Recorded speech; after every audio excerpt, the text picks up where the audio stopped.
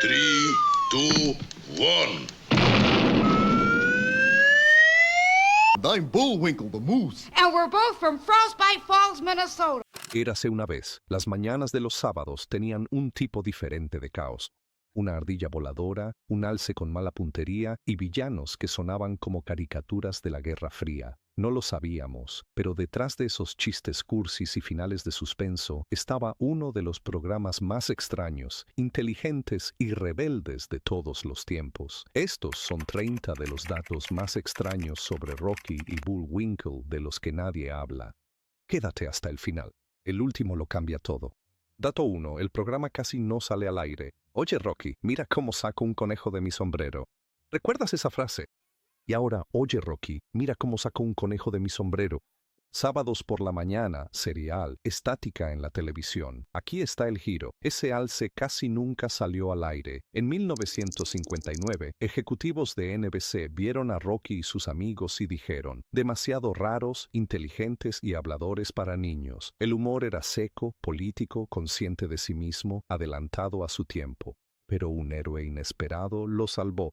General Mills. Necesitaban mascotas para las cajas de cereales y ese acuerdo de patrocinio mantuvo vivo el programa. Imagínate tu infancia salvada por dinero en copos de nieve. A veces, el arte que cambia la cultura solo sobrevive porque alguien quería vender azúcar.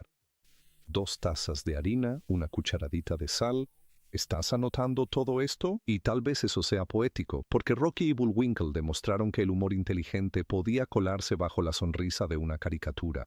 Una cucharada de sátira.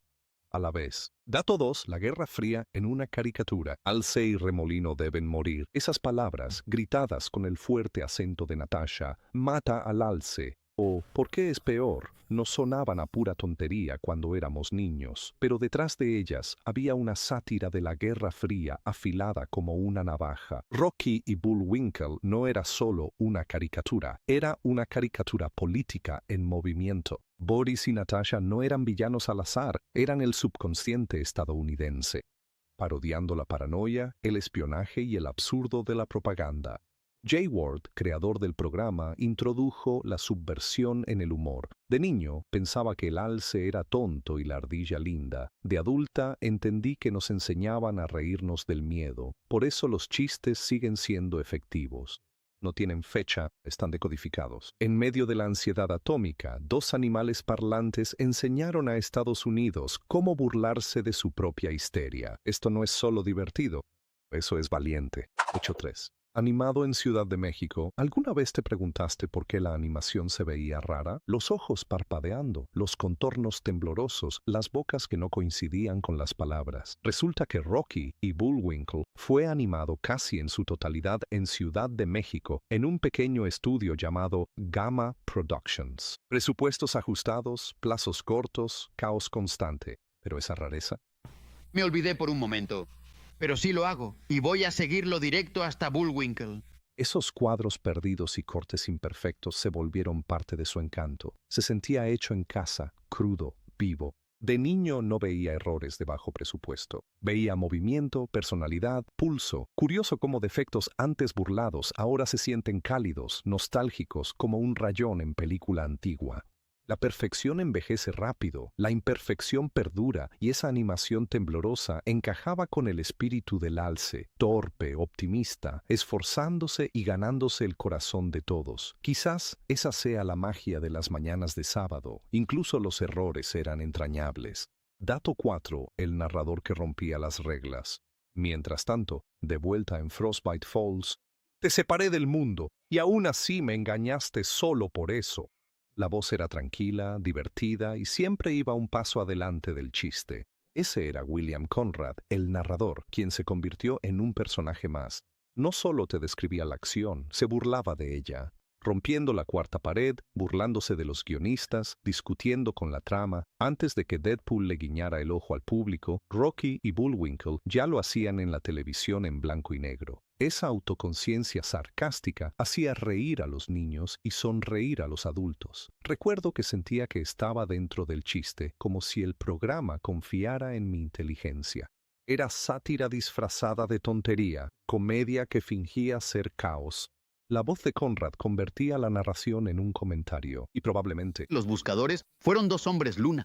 y quizá por eso perdura, porque en un mundo lleno de ruido, el chiste más inteligente a veces es un susurro que sabe que está siendo escuchado.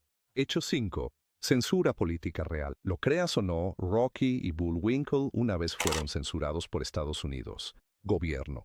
El episodio Upside y Seum mostraba un metal que desafiaba la gravedad, metáfora de la carrera armamentista. Algunos pensaron que se burlaba de investigación nuclear.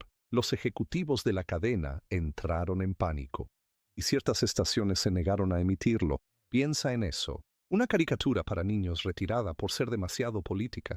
Jay Ward no se inmutó. Mantuvo el humor sutil pero agudo que duele. Carrera. Para golpear la caja fuerte y tirarla al suelo. Casi. Eso es lo que hizo que el programa fuera revolucionario. Demostró que la sátira podía ocultarse a plena vista. Cuando era niño, me reí al ver Alce intentando levantar la roca. Cuando fui adulto, entendí que Estados Unidos intentaba elevar su conciencia. No se necesitan explosiones para desafiar el poder, solo una ardilla voladora y un buen juego de palabras. Hecho 6. La voz de Rocky y Natasha. La misma persona. Y ahora, aquí hay algo que esperamos que realmente les guste. Esa voz brillante y alegre pertenecía a June Foray, una leyenda que también dio voz a la villana que se enfrentaba a Rocky, la seductora Natasha Fatale. Una actriz, dos extremos, inocencia y maldad, helio y miel. Es increíble pensar que una sola mujer alternaba entre la ardilla valiente y la espía soviética, a menudo en la misma sesión de grabación. Foray no solo le dio sonido al programa, le dio alma. Ella describía la voz de Rocky como un Boy Scout en un globo de helio, y encaja. Al escucharla, casi puedes oír cómo sonríe al micrófono, cambiando de tono como marchas. Es un recordatorio de que las mejores interpretaciones no solo se actúan, se habitan. June Foray no estaba haciendo voces. Ella insuflaba personalidades en un circo de la Guerra Fría, una risa y un gruñido a la vez. Hecho 7. El patrocinador. Jay Ward se burló de Picture This, una caricatura tan rebelde que se mofaba de su propio patrocinador en la televisión nacional. General Mills, el gigante de los cereales que financiaba el programa, esperaba diversión limpia y azucarada. Se ve bien. En cambio, Jay Ward usó su dinero para satirizar lo absurdo de la publicidad misma. Anuncios falsos de pasta de dientes, bromas sobre cereales y copos empapados, incluso personajes que rompían el guión para cuestionar los comerciales. Un patrocinador incluso amenazó con retirar los fondos, pero Ward se encogió de hombros. Si el anuncio no es gracioso, no tiene cabida en mi programa. Esa actitud definió a Rocky y Bullwinkle. Quiere decir, sí, fracasamos. Intrépidos, conscientes de sí mismos y sin preocuparse por la autoridad. De niño no entendía la rebeldía, de adulto me encanta. Es la misma alegría que sientes cuando un artista logra mostrar la verdad ante ejecutivos. El alce parece despistado, pero detrás de esas astas había un equipo creativo que se reía del sistema y cobraba por ello. Hecho 8. Bolsas de correo de la Guerra Fría y espionaje de la vida real. Después del debut de Rocky y Bullwinkle, NBC comenzó a recibir correos extraños. Los espectadores acusaron al programa de ser antiestadounidense, de burlarse del patriotismo e incluso de ser propaganda rusa. Una carta exigía que Bullwinkle testificara ante el Congreso. Otra afirmaba que Boris Badenov era en realidad una comunicación codificada secreta para la KGB. A Jay Ward le encantaba. Enmarcó las mejores en su oficina. La ironía. Agentes reales de la CIA admitieron después que eran fanáticos. Uno dijo, veíamos el programa para ver si se burlaban de nosotros, y sí lo hacían. Esta caricatura tonta de los sábados logró bromear con ambos bandos de la Guerra Fría. De niño creía que Boris era gracioso. De adulto me di cuenta de que era una sátira, un espejo que reflejaba la paranoia. Quizá por eso funcionaba. Así que... Molino, ¿eh? Ahora jugamos un pequeño juego de palabras con ese letrero. ¿Qué juego es ese? La risa desarma el miedo más rápido que cualquier arma. Dato 9. El nombre villanesco de Boris Badenov. El líder sin miedo se enfurecerá. Incluso el nombre de Boris era una broma disfrazada. Boris Badunov, un juego de palabras con Boris Godunov, el zar ruso del siglo XVI, un villano de ópera. Los censores intentaron bloquearlo por ser demasiado obvio, pero Jay Ward se negó a cambiarlo. Eso es todo. Bastante malo, dijo él. Ese es el punto. Esa es la belleza de Rocky y Bullwinkle.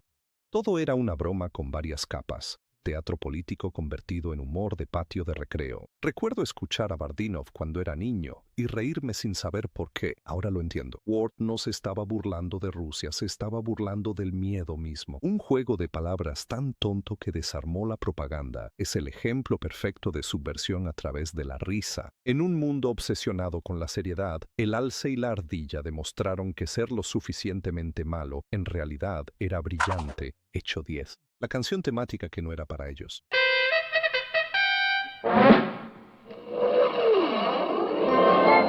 Esa melodía inicial estridente y alegre, en realidad no fue escrita para Rocky y Bullwinkle. Era un sobrante de una propuesta rechazada para un programa de detectives. Jay Ward la compró por poco dinero y de alguna manera se convirtió en uno de los temas más reconocibles de la televisión. Las trompetas, el ritmo, ese caos optimista, encajaba perfectamente con la energía de una ardilla voladora y un alce superando a los espías. Es curioso cómo los accidentes definen el arte. Todavía recuerdo ese sonido filtrándose desde el viejo televisor de la sala, crujido de cereal. Mi papá tarareando como un himno nacional. Décadas después, esa melodía puede transportarte en el tiempo. Es prueba de que la magia no viene del presupuesto ni la planificación. A veces solo se trata de encontrar la canción equivocada perfecta y dejar que suene siempre.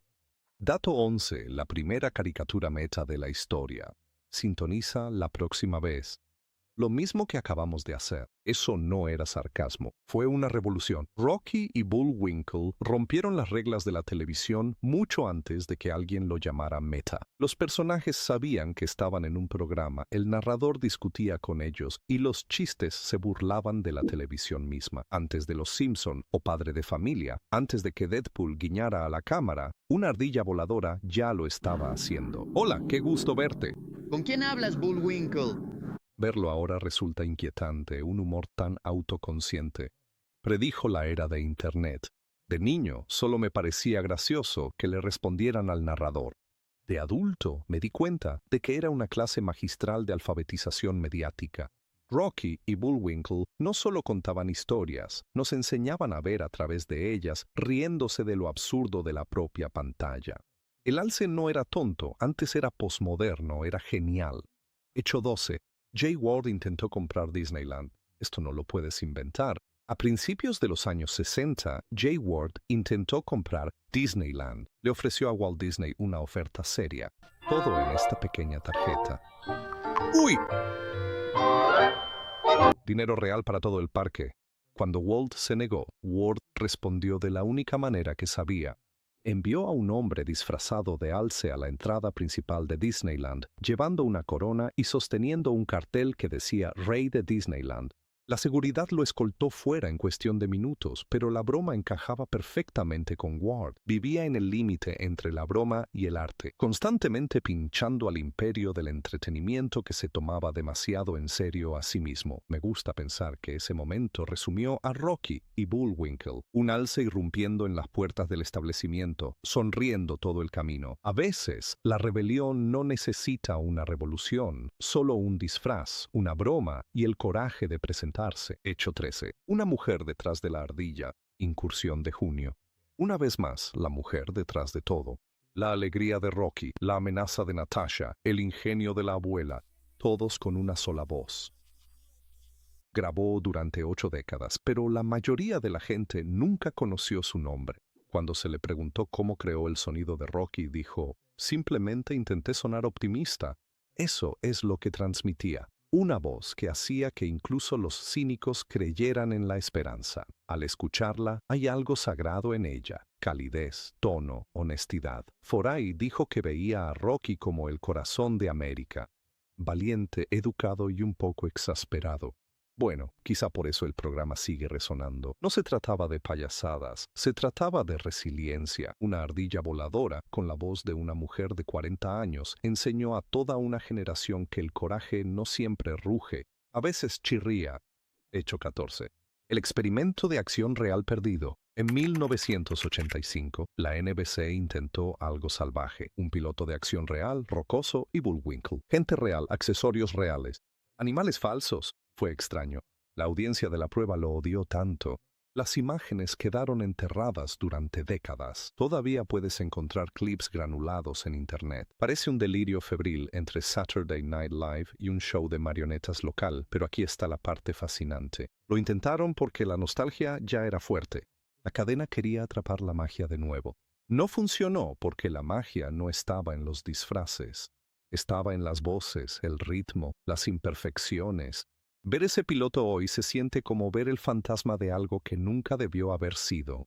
Rocky y Bullwinkle no estaban destinados a ser de carne y hueso. Eran ideas, y las ideas no necesitan maquillaje. Pero fueron atrapados por la maquinaria del aserradero y pasaron a una línea de montaje. Dato 15. Los cuentos de hadas que se fracturaron a sí mismos. Érase una vez, pero en realidad no. ¿Recuerdas los cuentos de hadas fracturados? Se emitían dentro de Rocky y Bullwinkle, retorciendo viejas historias para dormir en ingeniosas parodias. Pero aquí está el secreto. Muchos estaban medio improvisados. Los actores lo interpretaban como comedia de radio, improvisando, reaccionando e inventando moralejas sobre la marcha. Por eso el ritmo se siente suelto, los chistes caen extraño y el encanto parece accidental. Todo está resuelto, Natasha. Vamos. Gira aquí a la derecha, Boris. No seas tonta, Natasha. Antes me reía de lo aleatorio que era. Ahora lo veo como genialidad. Era un caos disfrazado de creatividad. El programa entrenó a los niños a cuestionar cada final feliz. Fueron alimentados. No se trataba solo de reescribir cuentos de hadas. Se trataba de reescribir la confianza. Y esa es la belleza de Rocky y Bullwinkle. Nos enseñó a reír, no de las historias, sino a través de ellas. Factor 16. El líder intrépido no era una ficción. La ardilla de Samusan debe pagar. El líder intrépido vale. El dictador ceñudo y con monóculo que gritaba órdenes desde un búnker era más que un villano de dibujos animados. Era una sátira hecha con los personajes más peligrosos del mundo. Parte Hitler, en parte Khrushchev, en parte cualquier pequeño tirano que haya golpeado alguna vez un escritorio. Jay Ward convirtió el terror político en una absurda comedia física. Cuando era niño me reía de su acento. De adulto me di cuenta de lo valiente que era burlarse de los dictadores durante la Guerra Fría. En una época en la que el miedo al comunismo estaba al rojo vivo, Rocky y Bullwinkle se atrevieron a convertir el temor global en chistes. Eso no es solo valentía, es terapia. Cada vez que el líder intrépido gritaba ¡tonto! A Boris, se volvía menos aterrador. Ward entendía algo atemporal. El ridículo es resistencia. Si puedes reírte de un tirano, ya has ganado. Dato 17. Cuando el dinero de los cereales financió la rebelión. Está cubierto de Mooseberry Bly. Es poético en realidad. Rocky y Bullwinkle fue financiado por el mismo sistema al que se burlaba. General Mills financió el programa esperando diversión sana y menciones de productos. Jay Ward usó sus cheques para financiar sátiras que atacaban la hipocresía corporativa, chistes sobre cereales tan empapados que la leche se iba antes, anuncios que parodiaban otros anuncios. Un ejecutivo lo llamó suicidio corporativo y Ward lo llamó buena televisión. Imagínese la audacia de utilizar el dinero de la publicidad para criticar a la publicidad misma. Pero por eso, el espectáculo duró. No fue solo inteligente, fue silenciosamente revolucionario. Cuando era niño, no sabía que estaba viendo Rebellion, disfrazados de dibujos animados. Ahora lo veo, el alce era el dedo medio de la animación. Veamos si el problema radica en el nivel de vibración de la resistencia. A veces el acto más subversivo no es la protesta, es una parodia con el logo de un patrocinador todavía brillando en la esquina. Hecho 18. Antes de los memes existían los alces y las ardillas. Mucho antes de las citas de Twitter y los audios de TikTok, Rocky y Bullwinkle eran virales. Niños y padres repetían sus líneas en todas partes. Mira, saco un conejo del sombrero, se volvió lenguaje del patio. Cartas inundaron NBC citando "lo conseguí" y Bullwinkle como frases hechas antes de los memes. De alguna manera el programa predijo el Internet. Bucles cortos, chistes internos, remates meta. Recuerdo a mi tío diciendo alce y ardilla con un mal acento ruso en cada asado familiar. Todos se reían, no del programa, sino del recuerdo de reír. Eso es inmortalidad cultural, inmortalidad. Jay Ward no creó personajes, creó energía compartible. Antes de que compartible fuera siquiera una palabra, el Internet solo se puso al día. Rocky y Bullwinkle fueron la publicación viral original. Oye, ese es uno de los actos más amables que he visto jamás. Baja resolución, alto ingenio, potencial de remezcla infinito. Hecho 19. El nacimiento de George de la Jungla. Cuando Rocky y Bullwinkle rapearon, Jay Ward no se detuvo, simplemente pasó a otra canción. Utilizando los mismos escritores, músicos y el mismo sentido del humor retorcido, creó George of the Jungle en 1967. La comedia física, el juego de palabras, la burla, la narración seria. Era Bullwinkle con taparrabos. George de la Jungla. Tan fuerte como puede ser. Incluso puedes escuchar los mismos riffs de trompeta en el tema. George de la Jungla. Y cuidado con ese árbol, era puro Ward, ridículo, rítmico, inolvidable. Demostró que su fórmula de comedia no se limitaba a un solo alce ni a una sola época. Era un estilo, una firma. Cuando era niño, no me di cuenta de que ambos programas provenían del mismo cerebro. Como adulto, puedo ver el ADN, esa mezcla de corazón, caos e inteligencia disfrazada de tonterías. Ward no solo hizo dibujos animados, creó universos que se reían de sí mismos. Hecho 20. El crossover canadiense que nunca existió. Créalo o no, Rocky y Bullwinkle casi hicieron equipo con Dudley Do-Right, el guardabosques con la mandíbula marcada y el alce con la sonrisa. Un universo, un episodio. Pero NBC lo canceló antes de la producción, diciendo que era demasiado canadiense. ¿La ironía? Dudley ya era una parodia estadounidense de la cortesía canadiense. El guión se perdió, pero los storyboards muestran a Bullwinkle uniéndose accidentalmente a la real policía montada y tratando de saludar con sus astas. Hubiera sido perfecto. El norte sincero chocando con lo absurdo. Fue apropiado que nunca se emitiera, como las ideas de Jay Ward, era extraña, inteligente y atrevida. Cuando Rocky y Bullwinkle llegaron a su nuevo rancho, The Lazy J, descubrieron que no era su elección. Cada vez que vuelvo a ver clips antiguos, pienso en ese episodio perdido y en cómo incluso los chistes que nunca se contaron de alguna manera todavía resuenan a través del tiempo. Hecho 21. El nombre del alce proviene de una broma universitaria. Bullwinkle, Jota. Alce parece una tontería, pero no lo es. Ward nombró a su alce por su viejo amigo de la universidad, Clarence Bullwinkle, quien una vez se postuló para presidente de la clase como broma y ganó. Ward pensó que el nombre era demasiado ridículo para no usarlo. Años después, esa broma interna se volvió un ícono de la televisión. Lo que empezó como una travesura universitaria se convirtió en un nombre familiar. Me encanta eso. El mundo recuerda a Bullwinkle, no a los patrocinadores millonarios, ni a los ejecutivos, solo el nombre del bromista, garabateado en un volante universitario hace décadas, te recuerda que a veces la grandeza comienza como una broma entre amigos se convierte en un legado. En la televisión de los sábados por la mañana, esa es la magia de Rocky y Bullwinkle. Nunca fue solo escrito, fue recordado por risas reales.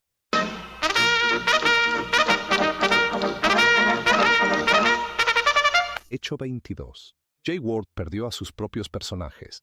Imagina crear algo que millones aman y luego perderlo. Cuando Rocky y Bullwinkle terminaron, Jay Ward descubrió que los derechos habían pasado silenciosamente a la cadena y a los patrocinadores. Había construido un imperio de ingenio, pero legalmente no era suyo. Luchó durante años para recuperar la propiedad, presentando demandas, suplicando, esperando.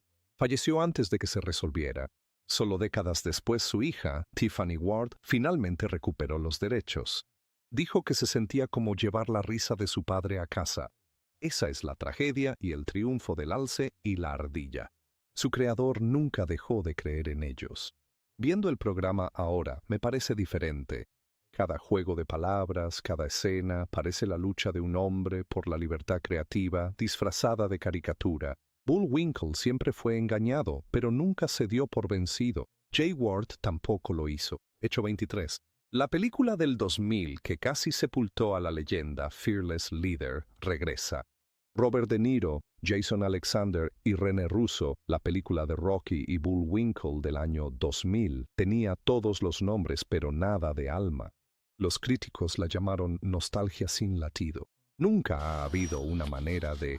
En realidad, destruir una copia del humor se sentía forzado, el ritmo se perdió, el ingenio de Jay Ward no sobrevivió. Traducción al 3D. Recuerdo haberla visto en un cine oscuro. Se sentía extraño, como ver a viejos amigos con máscaras de plástico. Pero ese fracaso no fue un final, fue la prueba de lo delicada que era la magia original. El encanto no venía de la tecnología, venía del ritmo, la ironía y la imperfección. Un alce que se movía torpemente, pero hablaba como un filósofo. Una ardilla que volaba sin alas. Hay cosas que no están hechas para ser mejoradas. Están hechas para ser recordadas. Y Bullwinkle se mantuvo atemporal precisamente porque no podía ser rehecho. Hecho, 24, Harvard, estudió al alce.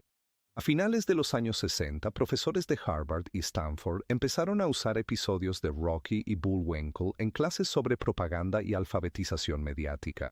Descubrieron algo sorprendente. Este programa infantil, aparentemente tonto, enseñaba pensamiento crítico. La serie rompía la cuarta pared, cuestionaba la autoridad y se burlaba de los mensajes de miedo. Académicos escribieron sobre su sátira en capas, llamándola la herramienta educativa más subversiva de Estados Unidos. De niño, me reía de Boris y Natasha mientras fallaban en sus propios planes malvados.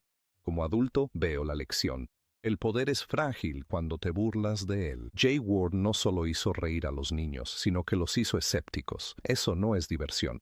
Esto es iluminación con risas. Que en las aulas de la Ivy League se proyectaran dibujos animados de alces y ardillas prueba que a veces la sabiduría lleva astas. Hecho 25. Una broma que inició un incidente internacional.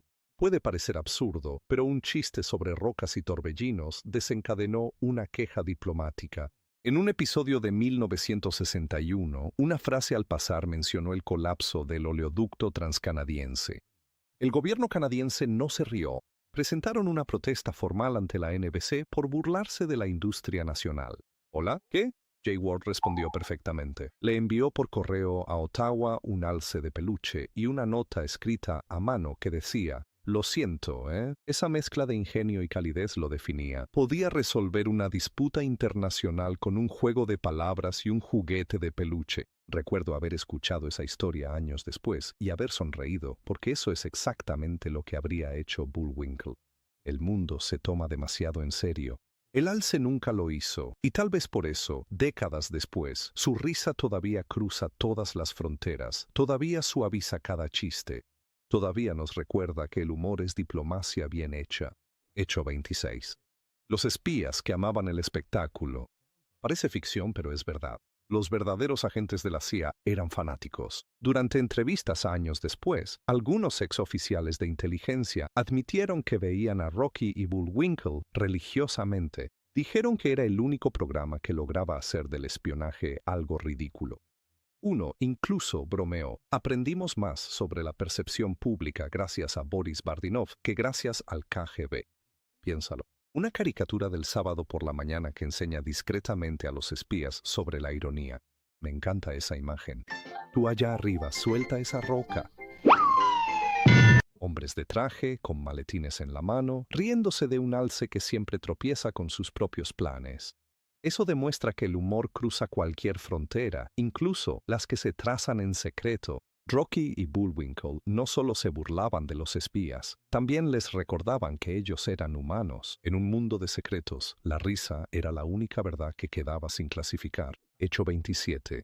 El alce que salvó las mañanas de sábado, antes de Rocky y Bullwinkle, esas mañanas eran zonas en la televisión. Las cadenas llenaban ese tiempo con repeticiones o relleno, pero cuando el alce y la ardilla tomaron el control, cambió. Las familias se reunían, niños reían con juegos de palabras, padres captaban chistes políticos. El rating se disparó. Eso demostró que las caricaturas podían funcionar para todas las generaciones y ese éxito abrió camino a los Picapiedra, La Hora de los Looney Tunes e incluso Los Simpson. Sin Bullwinkle, la idea de los dibujos animados de los sábados por la mañana quizá ni siquiera existiría. Todavía lo recuerdo, frotándome el sueño de los ojos, el sol brillando a través de las persianas, esa fanfarria familiar resonando desde la televisión, cereal, pijama, risas. Eso no era solo un programa, era un ritual. Bullwinkle no solo salvó una franja horaria, inventó la rutina más feliz de la niñez. Hecho 28. La pista de risas que no fue. En los 60, la TV usaba risas enlatadas, carcajadas falsas. Después de cada remate, CBS quería añadir una a Rocky y Bullwinkle para las reposiciones, pero Jay Ward se negó. Él dijo, si el chiste necesita ayuda, no es un chiste. Esa decisión lo cambió todo. Las pausas, los tropiezos silenciosos, los silencios incómodos, todo eso se quedó. Y esa honestidad se volvió parte del ritmo. Me preguntaba por qué era diferente de otras caricaturas. Ahora lo entiendo. El silencio nos daba espacio para reír a nuestro propio ritmo.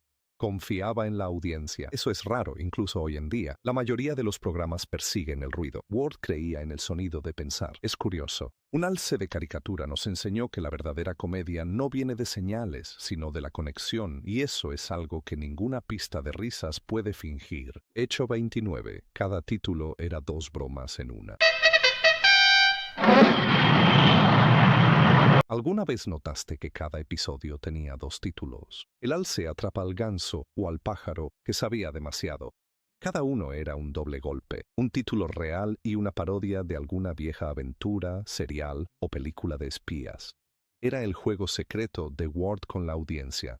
A los niños no les importaba, pero los adultos se reían cada vez. Esa capa de significado lo hacía atemporal, tonto en la superficie, inteligente por debajo. De niño, me encantaba el ritmo que tenía. 2 títulos, una risa. De adulto, lo veo como una prueba temprana de que los guionistas nos respetaban. Suponían que lo entenderíamos, tarde o temprano. Cada asombro era un guiño, un pequeño apretón de manos a través de la pantalla. Rocky y Bullwinkle no solo contaban chistes, nos invitaban a ser parte de ellos. Factor 13. El alce que se burlaba del miedo. Debajo de todos los juegos de palabras, la sátira y la tontería, había valentía. Rocky y Bullwinkle se emitieron en pleno apogeo de la Guerra Fría, cuando el mundo se sentía dividido por la desconfianza. Sin embargo, de alguna manera, un alce tonto y una ardilla voladora nos hacían reír del miedo mismo. Convirtieron la paranoia en remates de chistes. Hicieron que los villanos fueran adorables. Demostraron que la burla podía ser medicina. Creo que por eso el programa perdura. No solo entretenía, también sanaba. ¡Casados! Pero Tom parece tan... Cuando el líder intrépido gritaba y Boris tramaba, la risa era rebelión. En esos 30 minutos de caos, el mundo se sentía más liviano. Cada vez que escucho ese tema musical estridente o ese familiar, oye Rocky, lo vuelvo a sentir. Ese recordatorio de que el humor es la esperanza disfrazada. Quizás el mayor truco que hizo el alce fue hacernos lo suficientemente valientes como para reír. U otro, y al final, Rocky y Bullwinkle nunca se trató solo de un alce y una ardilla. Se trataba de valentía envuelta en comedia, de verdad disfrazada de disparate. Durante la Guerra Fría, convirtieron el miedo en risa y el cinismo en encanto. Décadas después, los chistes siguen funcionando, porque en realidad no eran solo chistes, eran recordatorios de que el humor desarma al poder, de que el optimismo sobrevive a la paranoia, y que, a veces, lo más valiente que puedes hacer en un mundo serio es ser ridículo.